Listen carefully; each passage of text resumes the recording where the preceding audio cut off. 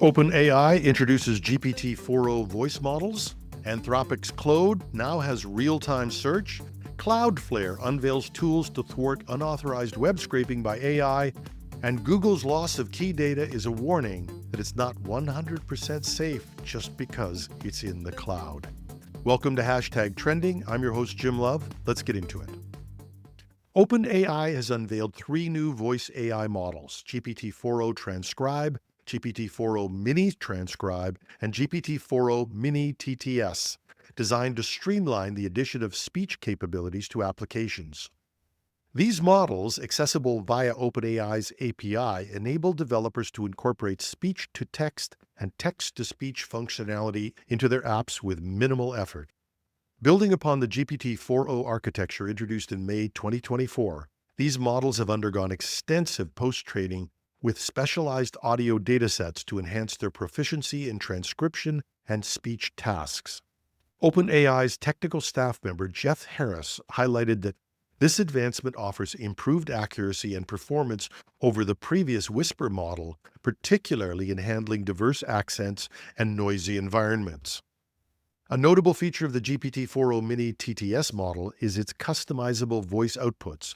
Users can adjust accents, pitch, tone, and even convey specific emotions through simple text prompts, allowing for tailored and dynamic interactions within applications.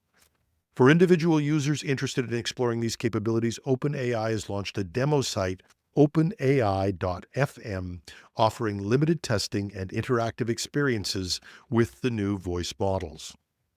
These developments mark a significant step forward in making advanced speech functionalities more accessible to developers, paving the way for more interactive and personalized user experiences across various applications. Anthropic has announced that its AI assistant now possesses real-time web search capabilities, enabling it to access and process up-to-date information from the internet. Although reports are that this feature is currently available to paid users in the United States, with plans to expand in the near future, we were actually able to get it on the unpaid public version in Canada. Although Claude has many fans that will claim that it's superior in some functions, writing prose and even coding, one of the biggest drawbacks of Claude was that it relied solely on pre-existing training data, unlike OpenAI, that could dynamically retrieve and synthesize the latest information available online. This advancement significantly enhances Claude's accuracy and relevance, particularly for tasks requiring current data. To promote transparency and allow users to verify information, Claude has provided direct citations to its sources. This development attempts to position Claude as a more formidable competitor to OpenAI's ChatGPT, which has offered similar web search functionalities. Another function that Claude has added is the ability to not just produce the code to create graphics, but also to display them to you. So far, in our experience at least, the graphical capabilities are fairly primitive compared to OpenAI, and certainly aren't anywhere near those of Google's Gemini. And there's a recent announcement that Claude will soon include voice mode as it attempts to play catch-up with OpenAI.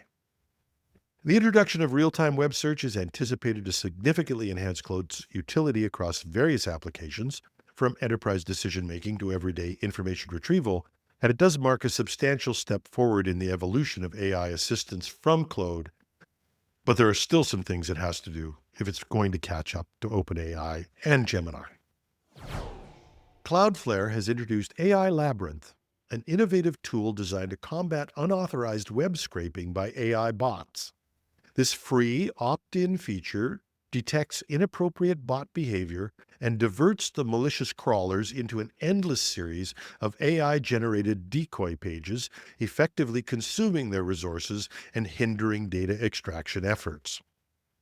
Traditional methods, such as using robots.txt file, rely on the honor system to manage web crawlers, but many AI companies have ignored these directives, leading to an arms race in bot detection.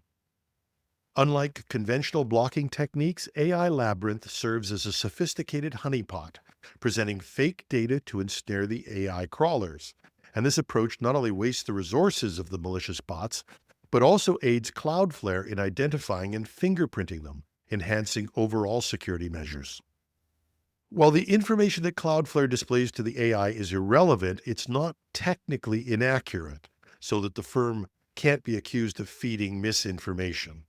As well, the pages created by CloudFlare's AI are invisible to legitimate visitors to the site.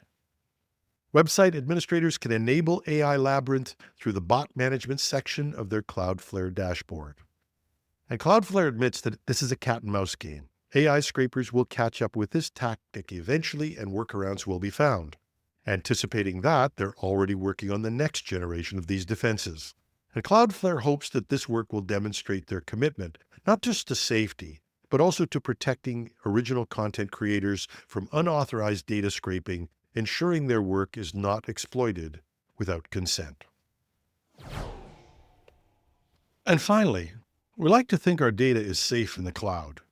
These are large companies with enormous experience. Certainly they have it all backed up and safe. Well, not always, it turns out.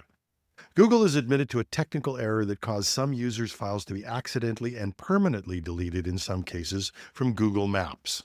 The error specifically affected users' Google Maps timeline data, with some users reporting that years of data had vanished.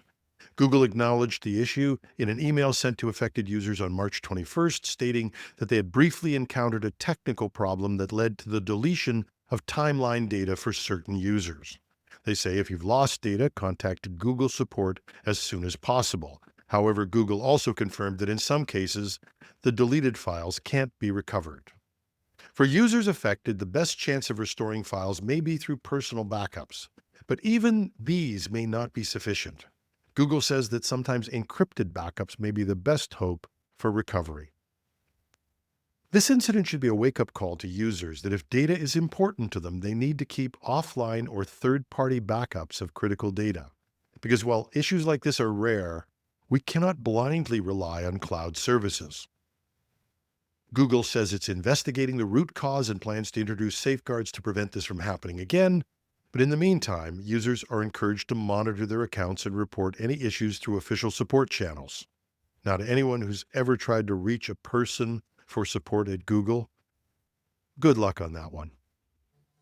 That's our show for today. Love to hear from you either at editorial@technewsday.ca or in the comments on YouTube. I'm your host, Jim Love. Have a marvelous Monday.